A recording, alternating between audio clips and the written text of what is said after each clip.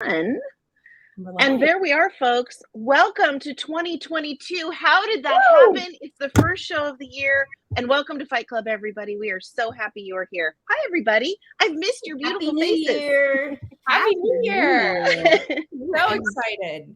Welcome, Travis. To the first Fight Club of 2022. Super excited to be back with everyone. If you're a first-time viewer, gonna go through a little bit about the show. We are a show for home service business owners, and we're looking to improve your marketing, your finances, your system, and your culture. And we're a team of self-employed industry experts. And this week, we get to be joined by Travis. So excited to have you, Travis, on the show. If you could just give our listeners just a brief introduction of yourself and your business, that would be so awesome. Oh, thank you, Taylor. Yeah, so my name is Travis Rosbach, and I was born in Salem, Oregon, and took off down to the U.S. Virgin Islands at a pretty young age. Became a boat captain, dive master, dive instructor. Came back to the States, started flying. I became a commercial airline pilot. I flew seaplanes predominantly down in the Caribbean.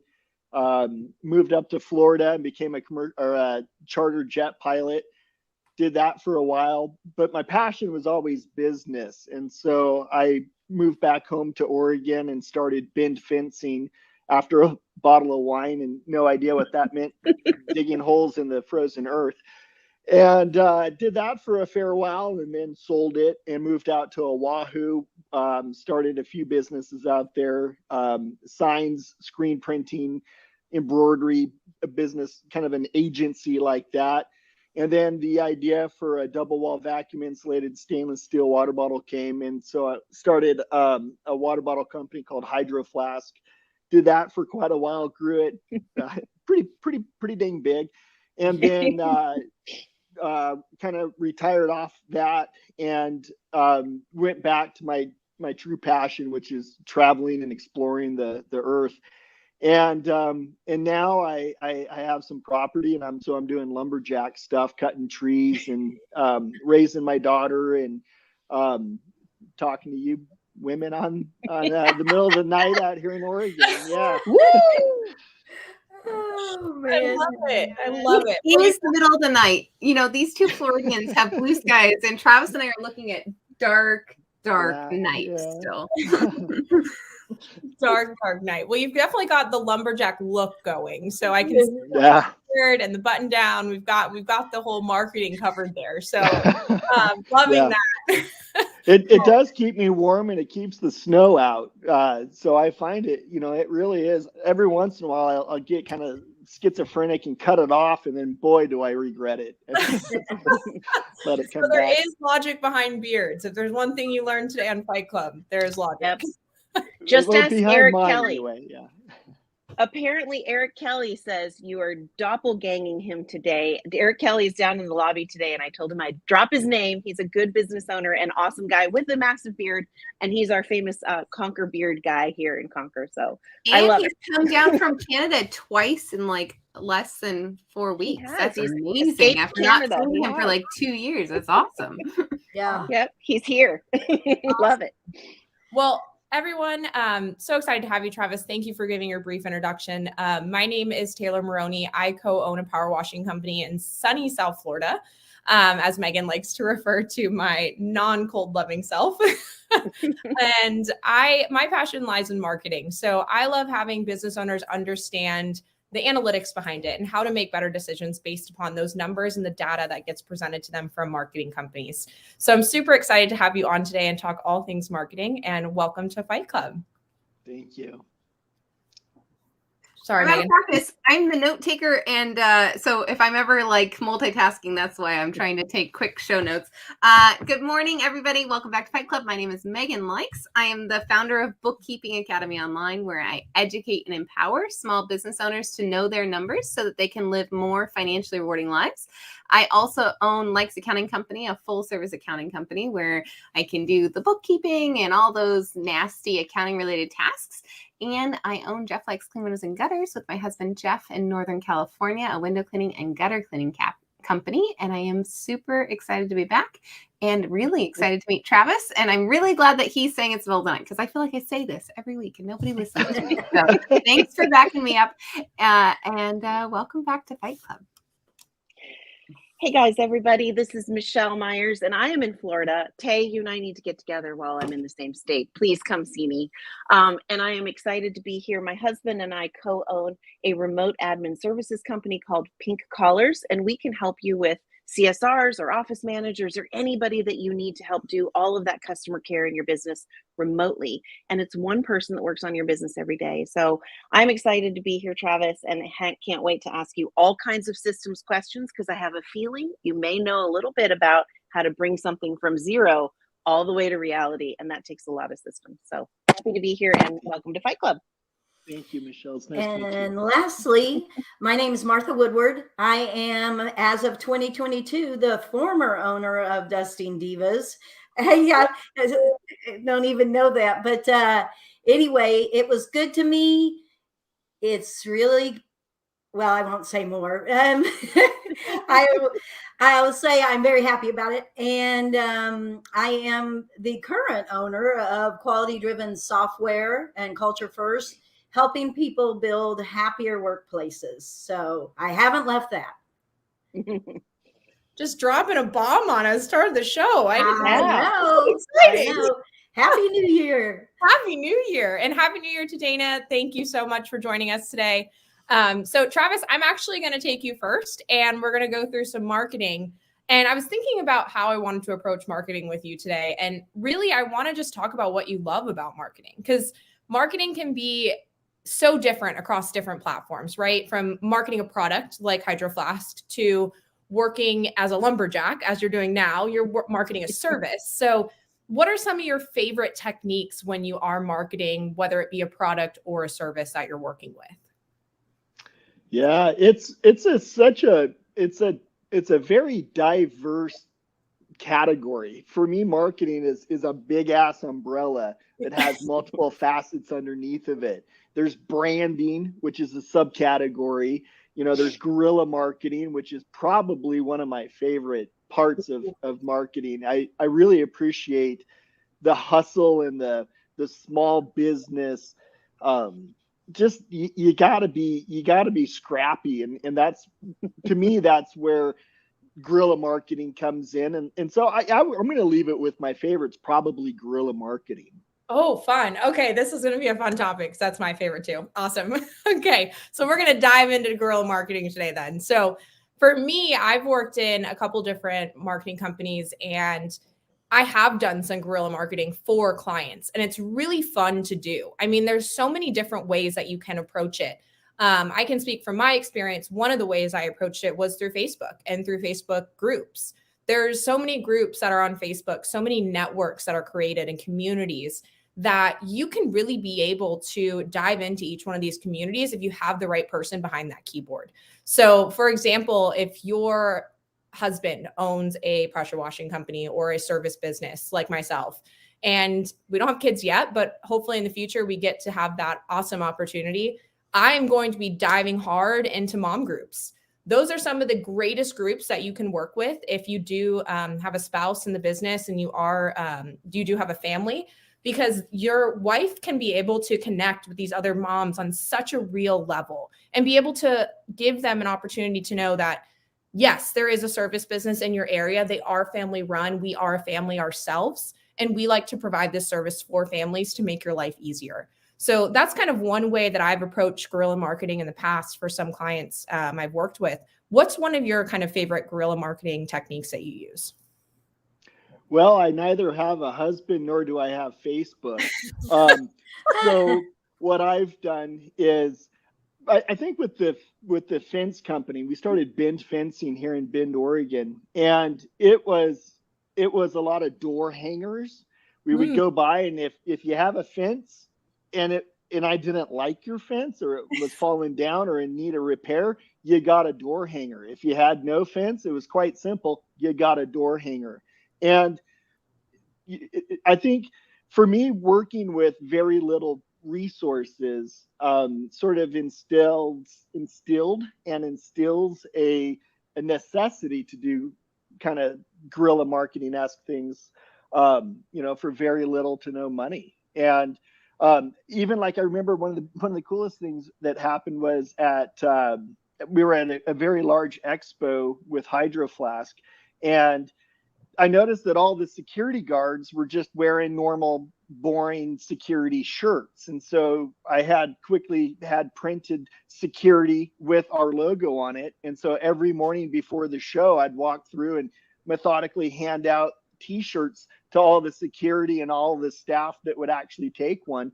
And they would ask me like, oh, are we supposed to wear this? And I just would hand it to them like, hey man, this is just my job. Just put on your shirt. And so they'd put it on, and sure enough, it took them about 4 days to figure out that, wait a second, they're wearing a branded shirt from one of the companies. But man, we got publicity. So everybody who walked through the door thought we'd paid for that. So I like that kind of stuff. I love that. I absolutely love that. Such a smart way to go about getting your brand out there, and especially at a convention. I mean, there's so many ways you can really be able to guerrilla market at conventions. And for as far as working with, I know you've coached sometimes in the past as well. That was something you did mention a little bit. So when you coach clients, how do you kind of go about their first steps within marketing? Is that something that maybe they do start with guerrilla? Because normally when business are starting out, funds are not always very strong. So it's something that they can be able to control money wise, which Megan will definitely be talking about with you shortly. Or do you kind of guide them towards more a traditional route of, or I should say traditional, but more of a aggressive marketing campaign with going towards, Google ads or some type of marketing company in general? Well, I think that in order to have a successful marketing campaign, you need to be very successful at branding prior. And so I think building a brand falls under that aforementioned umbrella as I see it in my head. And so having that strong brand and that strong brand presence and awareness and knowing what your brand is, I think that lends itself very well to going into marketing. And then, yes, looking at your budget and how much money do you have or not have is a big factor as to how much you can spend or what you can do. And without a whole lot of money, word of mouth is still huge, and getting things printed, little 4x8 index cards and putting on people's windshields it doesn't happen as much as it used to, which makes me believe that it has a greater impact now than it used to, when people would be known. You'd show up at your car and there's some flyer leaflet and you're, oh, what is this? And you throw it away. Now, if you see that, it can be quite effective because people just don't do that. They don't, not anymore. That's so true. Oh, I love this. And as far as, I guess my last question, I want to talk about a little bit of a difference in marketing a product, because some companies do market potential products within their business that they've built for their service industry. So this is a topic we don't really get to talk about very often. And you are definitely the king of it when it comes to talking about Hydro Flask. So as far as marketing a product, how different is that than marketing a service, in your opinion? Whew, that's a good question. I think it's fairly similar, but it's also fairly different. Having a product, you got to get the product out there. You have to get the product into as many hands as possible to utilize it and get the feedback, which the feedback's a whole nother topic. But to get the product out there, influencers nowadays need to get your product. To have a service, it's you have to also have the influential people have your product or service. A service is kind of a product in that respect. You have to have, it's same but different. I agree. And I completely agree with what you're saying in regards to the influencer world we're living in right now. Every industry does have an influencer for that industry, and finding that person is very key, or persons, I should say, people, not persons. English is not working today, Taylor.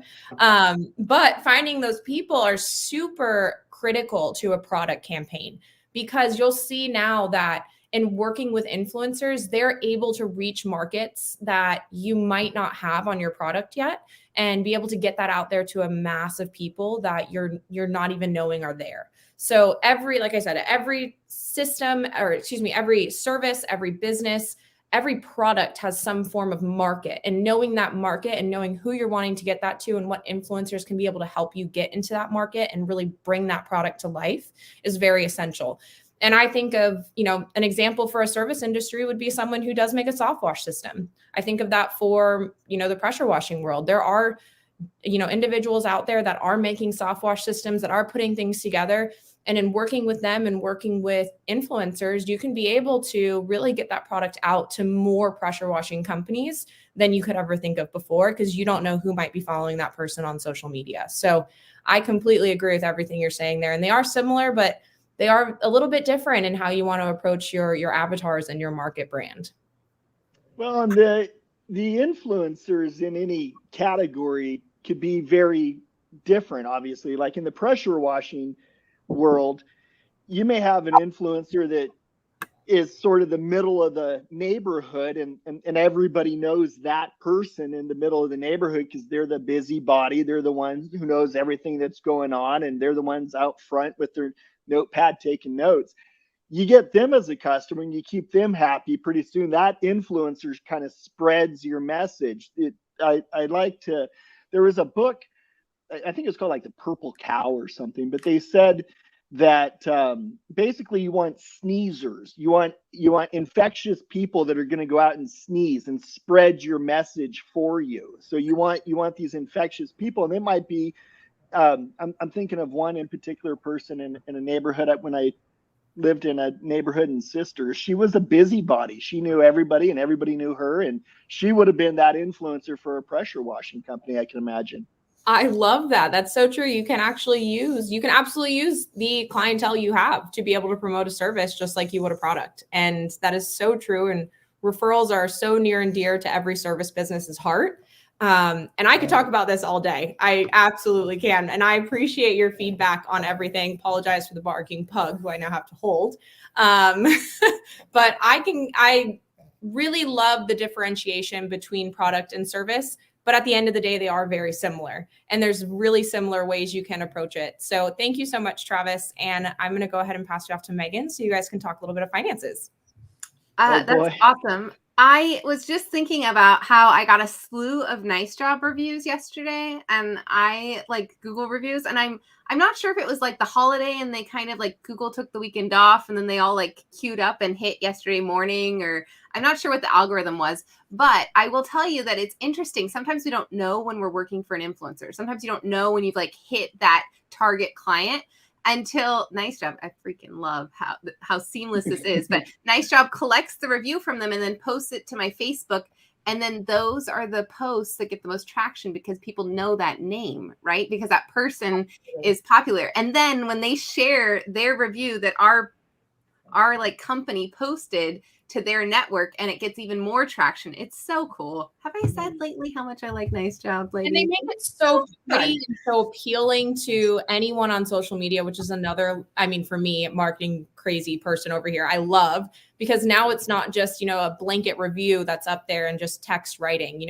They attach pictures, they make it appealing to the eye, which really makes, when you're saying, those influencers do go ahead and share those, they want to know what this awesome picture is in regards to this review. So I can't agree with you more on that, Megan. I'm so excited for you that you got so many reviews. It was like 4 5-star Google reviews yesterday. I'm like, wow, Happy New Year to us.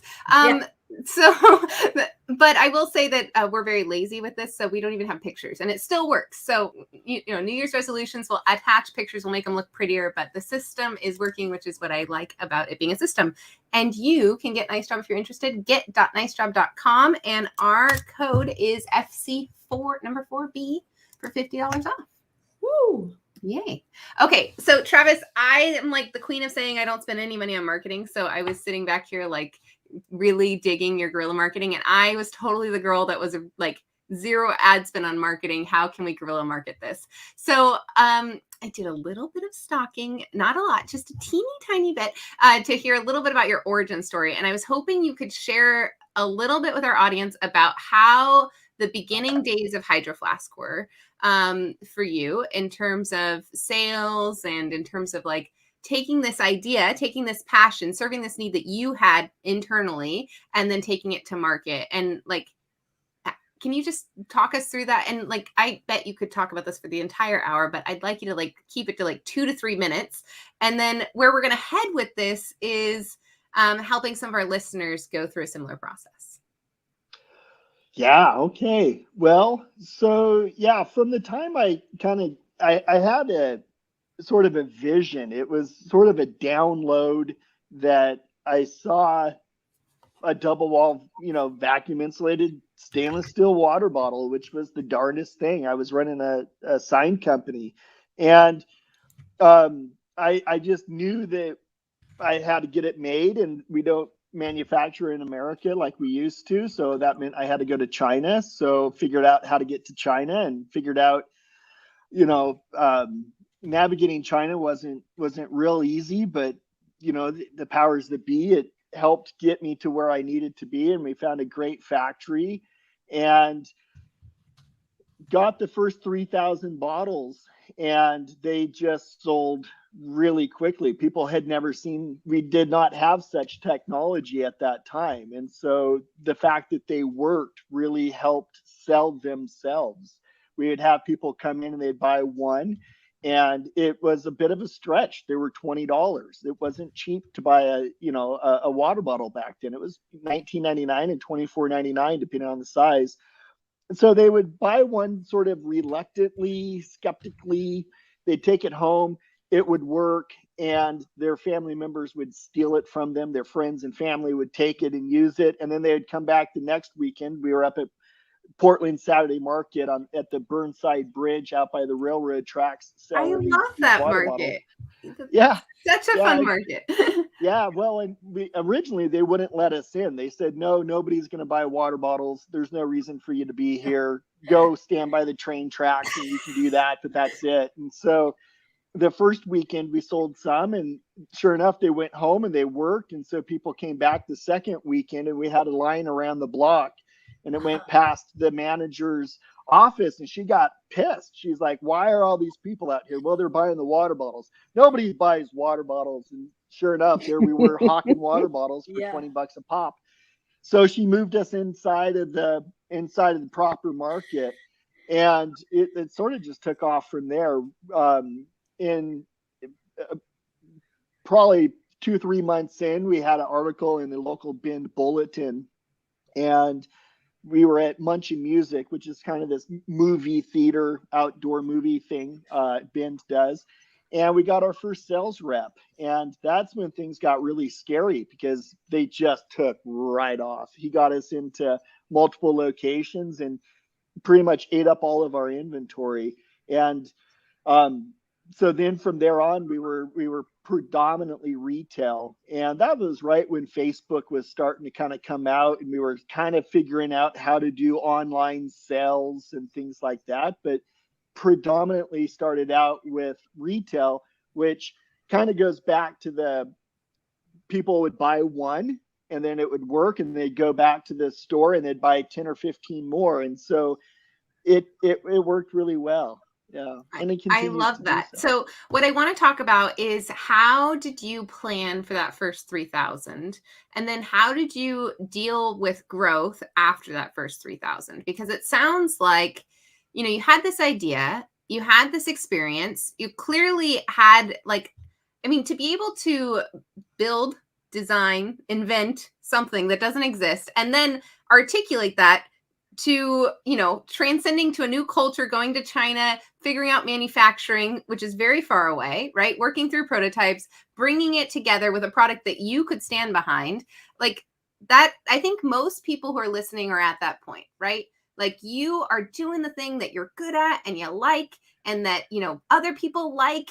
And then you kind of get stuck because you need a little bit of courage to make that first big investment, which is the 3,000 water bottles. So how did you build up the courage to make that first purchase? Is there a story there?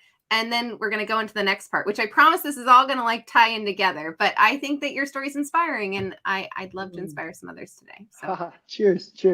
So yeah, when it hit, there was just no doubt that that's just what had to be, and that it was going to happen. And it was right at the 2008 crash. It had just hit. We had a sign company, and it hit a little later for us in Hawaii because people had already booked going on holiday out to the Hawaiian Islands, and so Hawaii kept the momentum going a little longer than the mainland did. But as hard as it got, unseen forces would just come to our aid. And when I heard that 3,000 was the minimum order quantity, and water bottles back then, just as they do today, cost about $5 from the factory. So to come up with $15,000, it was a lot, especially since the market had just hit. So we sold off the sign company, and we just, parted it out and got whatever we could. And we came up to like 10 grand. It's like, oh shoot. Well, now what? So we sold everything we owned, everything that we had in Oahu.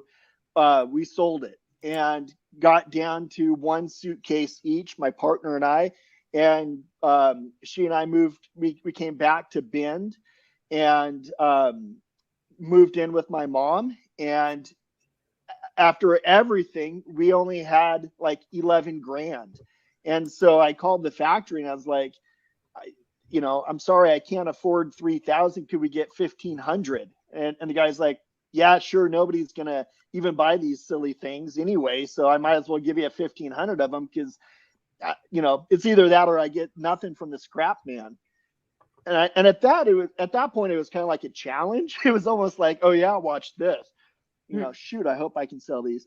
But so we got the 1,500, and that's when, they started to work, and sure enough, they were insulated, and sure enough, you could keep hot and cold, and holy cow, this might be something.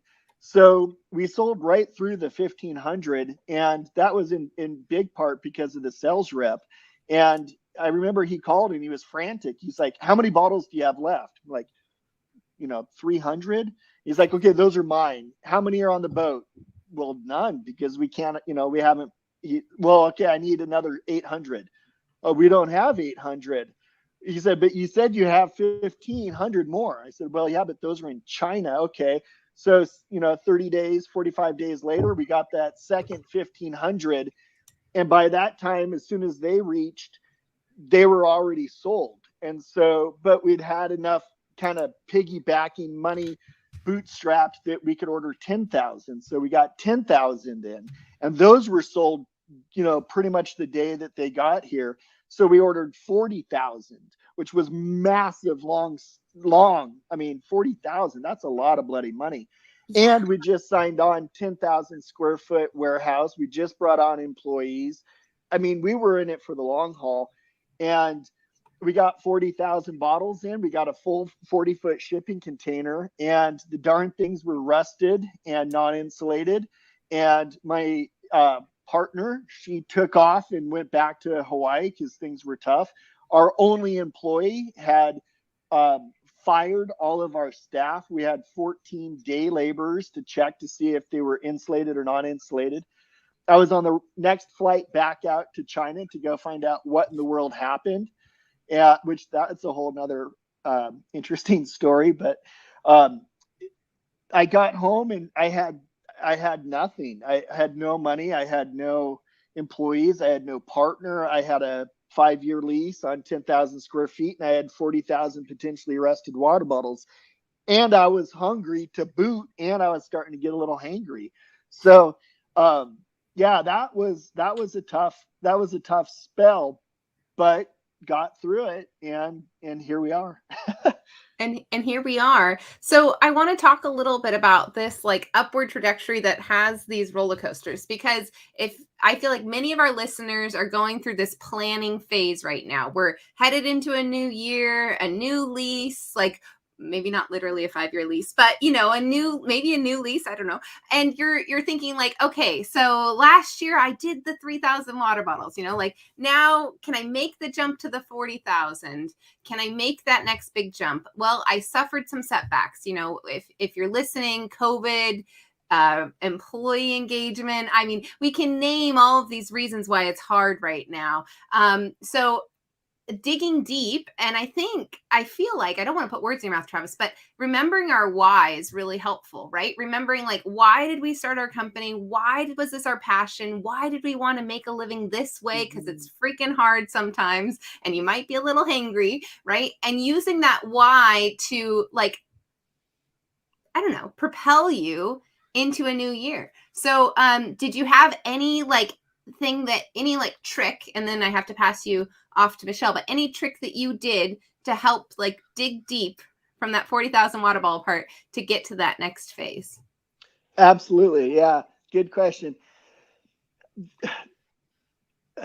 When I got back from China with the whole 40,000 debacle, I was called into the bank and had to go talk to the banker, which to me was always like going to the principal's office. It's like, I don't know what's going to happen. Am I going to leave in handcuffs, or am I going to, be in detention? Like what happens now? And I was at the bank, and our banker said, Travis, you have, and she had no idea about the 40,000 bottles. She had no idea that my partner left. She had no idea that the employees were gone. She had no idea about this 5-year lease that I was indebted to. And all she knew is that our bank account was at zero. And so she called me in, and she's like, Travis, you have no money. I was like, well, I know that. Like, why did I have to come here? We could have done this on the phone. What's going on here? And she said, well, you have this business, you have to have money to propel the business forward. I said, well, I've got 40,000 bottles. We're going to be fine. And she does the quick math on her calculator, 40,000 times $25. Okay. Yeah, no problem. Have a great day. And I thought, shoot, this isn't going to be a great day. I don't know what's going to happen, and she started crying, and she told me how much the bottle meant to her, that she felt better physically. Her husband was more attracted to her. And I was like, okay, I got one more day. Yeah. Wow, that banker, that's amazing. Okay, so finding our why, doing the hard stuff, going to the principal's office, I love that. And I just I want to leave with a parting comment. So we started at 3,000 water bottles. By the time you exited, I think you were well over the million water bottle mark, right? Yeah. I never did keep track of money or numbers. That's not I do not tally. That's not my thing. There are some articles that say, yes, at 2011, before you exited in 2012, you were well over 1 million bottles sold. Oh, sure. Yeah. You guys, I mean, you did it. You did the hard thing. And you're off to the next thing. And we could keep going about how you were selling them for $20 and then $25, and now they sell for like $60. We could go through all that math, but we're not going to, because that was an inspiring origin story. And if you are sitting there with a very low bank account, or if you are feeling like it is hard and you just got 40,000 rusted water bottles, I'm going to tell you to keep going. Remember your why. Maybe connect with somebody who you're making a difference for, that can give you some inspiration, like Travis did at the banker lady. And thank you, Travis, for sharing your story. I'm going to pass you to Michelle, who's going to talk all about systems. Woo! Yay. Thank you, Travis. My dad, who in addition to being a pastor, was actually a small airplane pilot as well.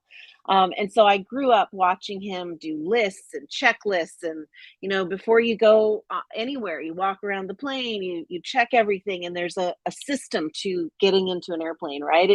It's a risky endeavor.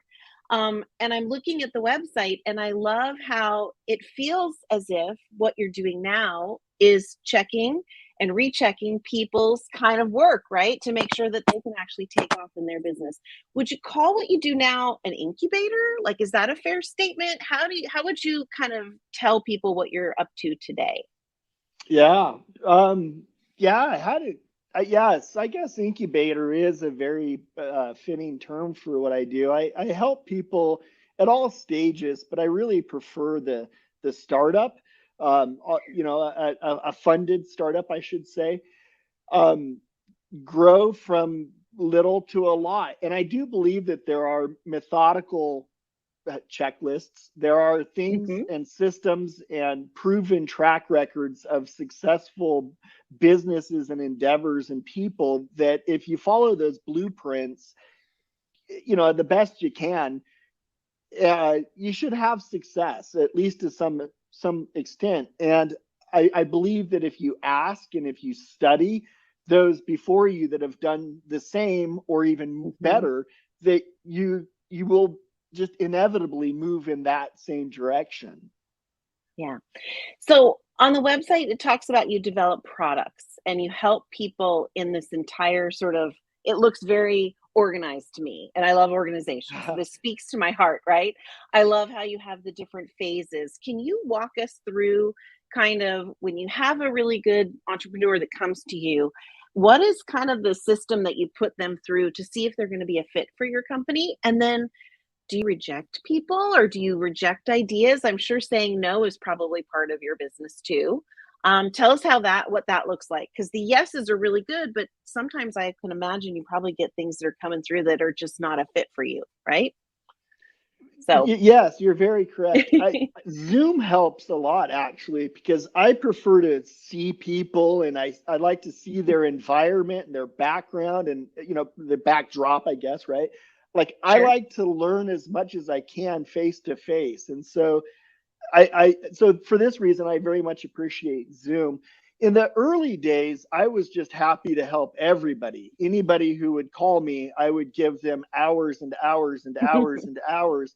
And then I realized that I can only spend so many hours with so many people. And if I don't charge, then they don't get as much. It's the law of even exchange. Like if I give you something and you give me something, that's a fair and even exchange. We're both going to get more out of it.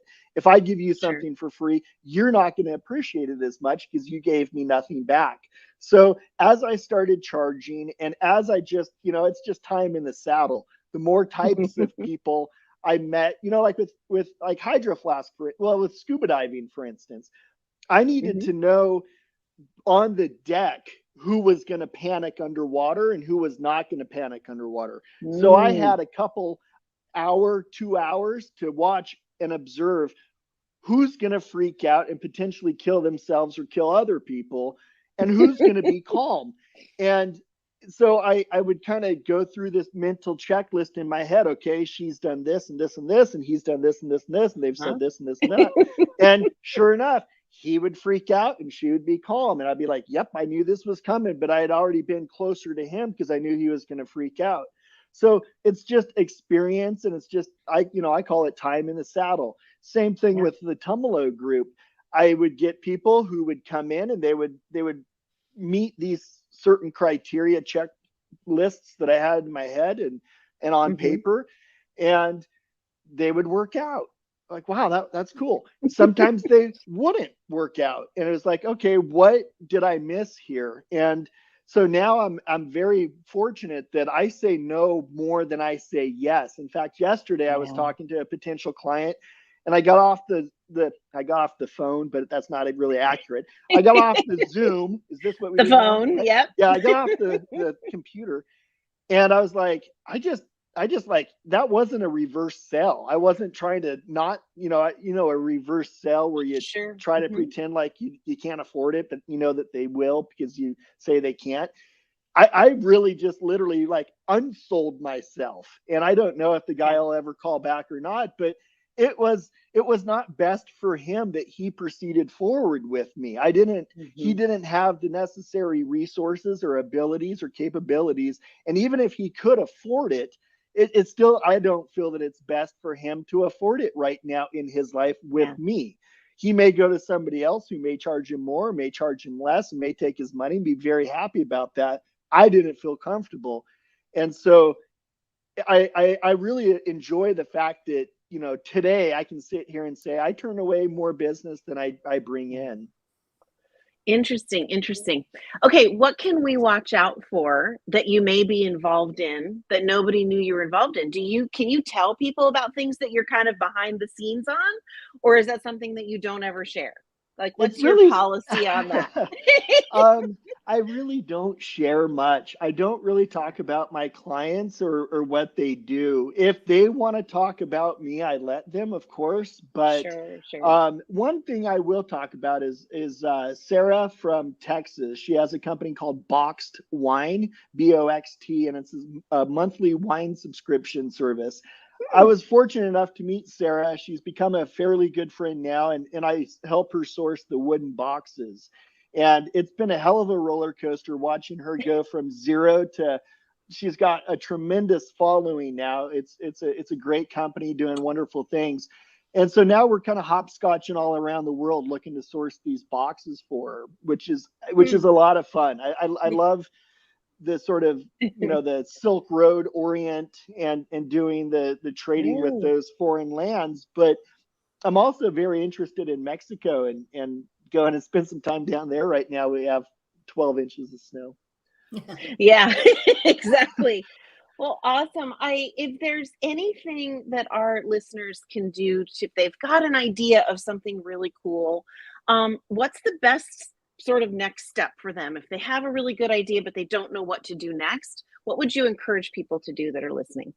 Call Travis, honestly. Yeah. I can imagine, as I've listened to your shows, I can imagine that there are little widgets that would make people's lives better, but I'll be damned if they just don't exist. I can imagine that there's a pressure washer attachment or a gutter cleaning mechanism that somebody has jimmy rigged and they've made their own out of wood or metal or plastic, and they've kind of put it together, and by golly, it works a lot better. They've showed their friends, they've showed their colleagues, and now everybody that they know is using this little doodad that they made, this widget. Call me, like well, don't call, first email me. But these are the little things when people say, why haven't they made that? Well, you are the they. Why haven't you made this? And it is a formula. It is a step by step. It's about a 4-month process, give or take, with current situation.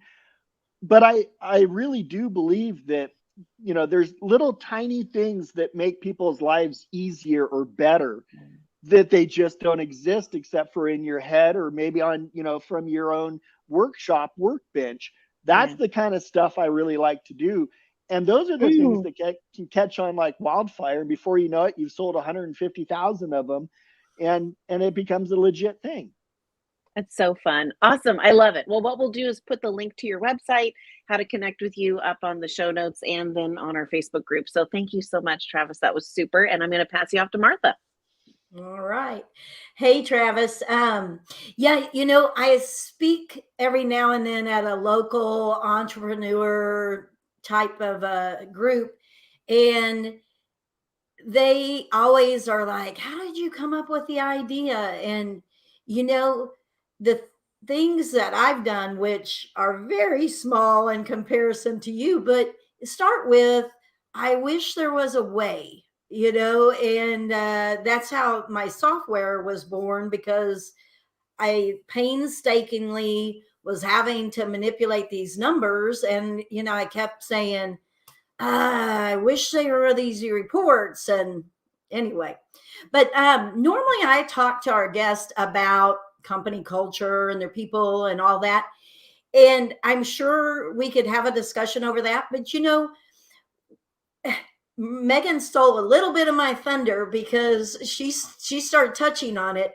But even before she said anything, I was thinking, what Travis has done is what so many of us as business owners, entrepreneurs want to do, is that why. I don't want to call it an end goal, because we have lots of goals, and but I do believe people fantasize about doing exactly what they love.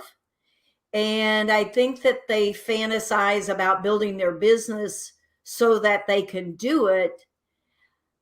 But I also see a real disconnect with people fantasizing and actually doing it. So can you speak to that? Like how you took your vision, and like how early on were you thinking, I want to do exactly this, what you're doing now? Well, yeah, good question. I think that, so after Hydro Flask, everything that I've done in my life is to pay for my addictions, which are typically travel. Yeah. I became a pilot in part because it again, I kind of received it word perfect. You're a pilot. Oh, okay. But it was great because as a pilot, I get to travel. As a boat captain, it's awesome because I get to travel. Even Hydro Flask, I was really scared that I wouldn't be able to travel when we had this big warehouse and I had an office. It freaked me out because I thought I can't I can't go in that little jail cell. There's no way. They're not, I won't. I'm a caged animal. I can't be in there. But then I was in the Orient so often. I'm out in New York at conferences and meetings and with the government down in Texas and out into the far sides of the world with our customers. Everything I've done is just to pay for my passion, which is travel. So after Hydro Flask, I just did what I do best, which is I just took off and went and lived in Europe and the British Britain in the UK and then traveled throughout. And it, even though that's a passion, my true calling has always been business. Mhm. And so I had so many people asking me in my daily travels. I'd be in some little coffee shop somewhere and I'd think, man, if you would just change the sign and you would move it over there, and your line isn't working. If you move the queue over here, and I'd think it was just constantly going through my head how these businesses could just improve if they would just do a couple little things.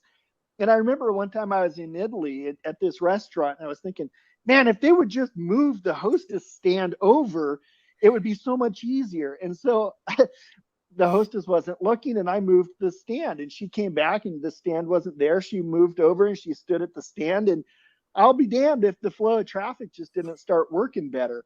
And I thought, yeah, I got to get back into this.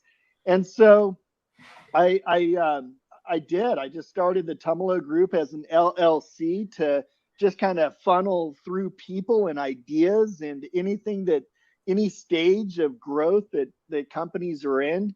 I could help facilitate that. Yeah. Did that answer your question? I felt like that was. No, it really does. And I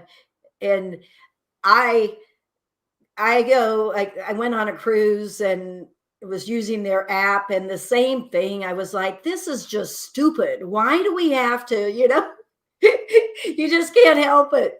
You can't help it. But I think that there's a lot of disconnect from the big corporations and the CEOs and the presidents and the owners of these big ass companies. They don't actually use the product. Like I was opening up a toolbox the other day and it had this plastic wrapper on it and you had to use a screwdriver to take it off and the plastic is shredding everywhere and it was just a nuisance. And I thought, the CEO doesn't use this.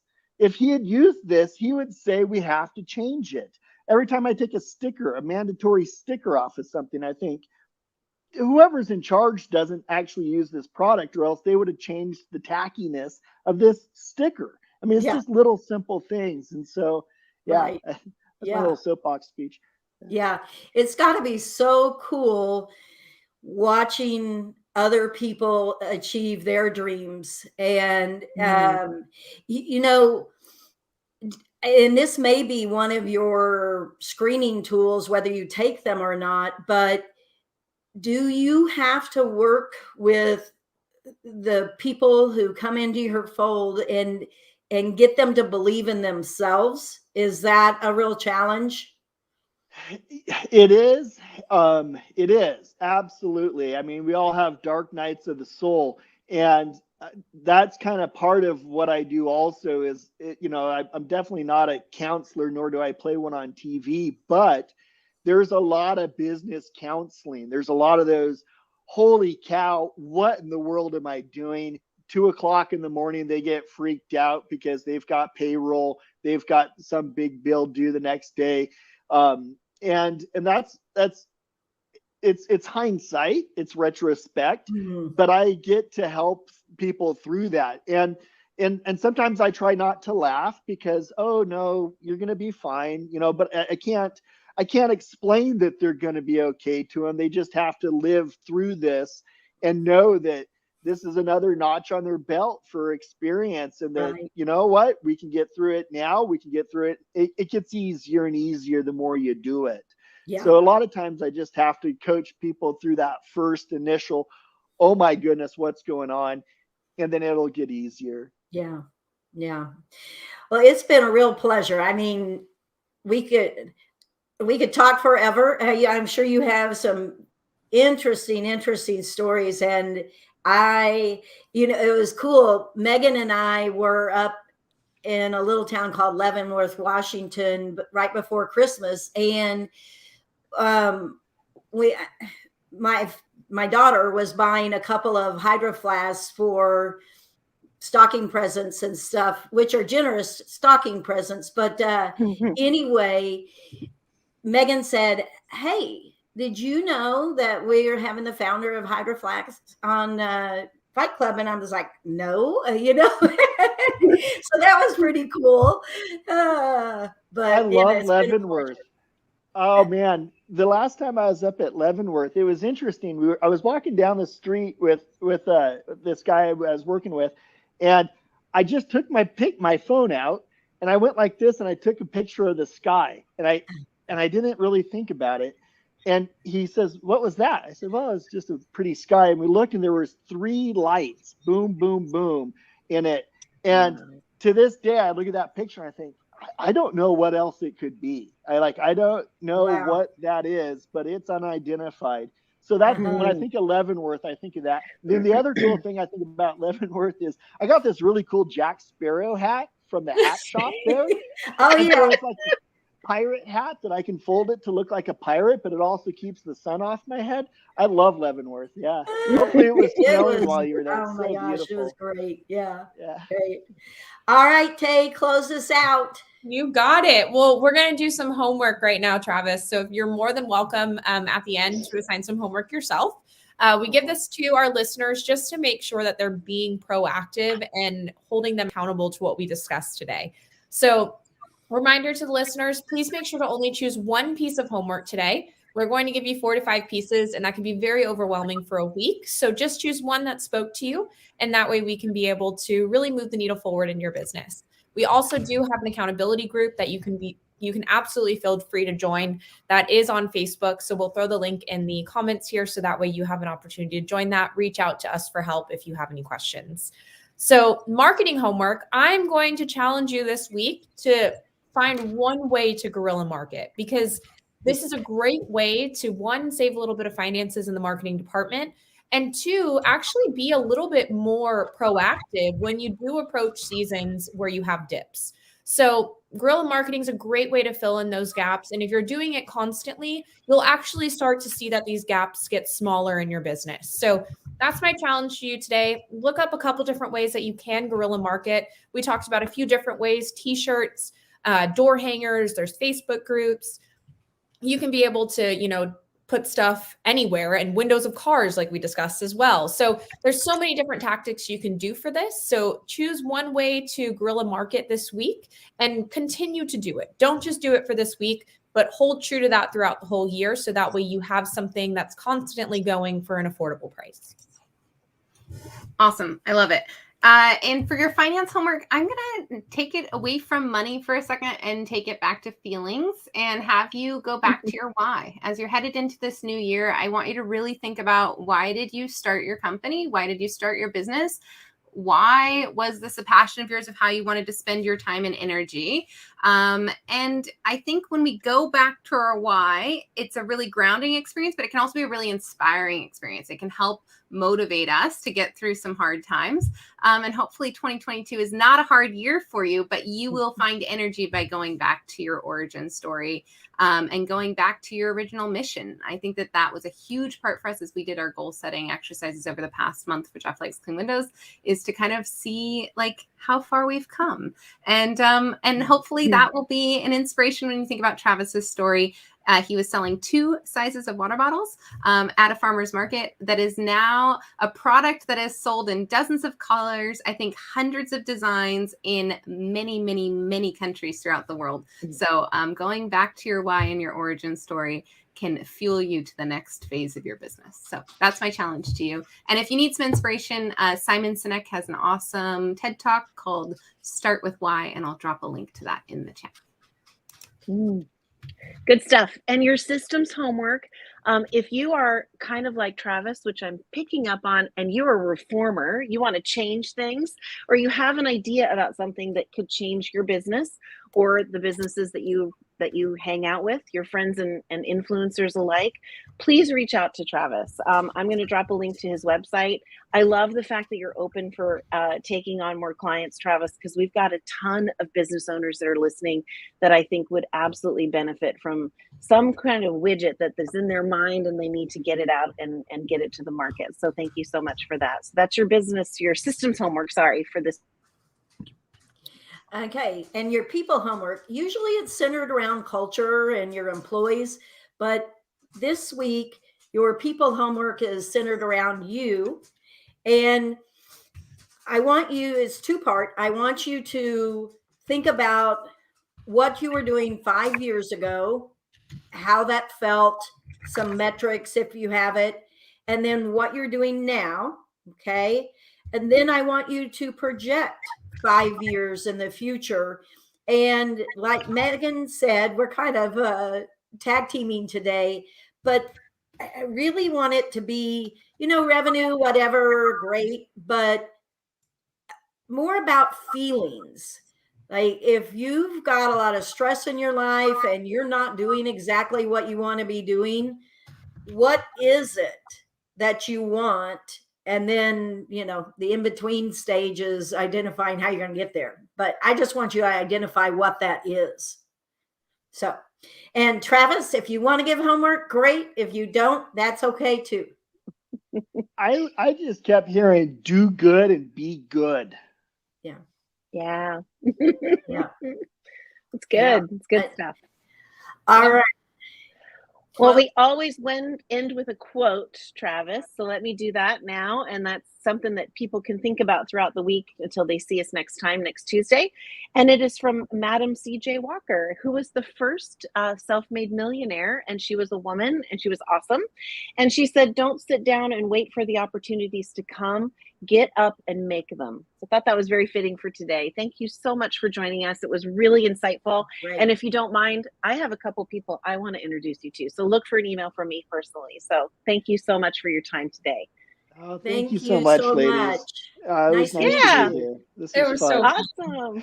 Okay, well, stay warm in Bend, and everybody have a great day and keep fighting out there. Keep fighting. Go fight. Bye. Thank you.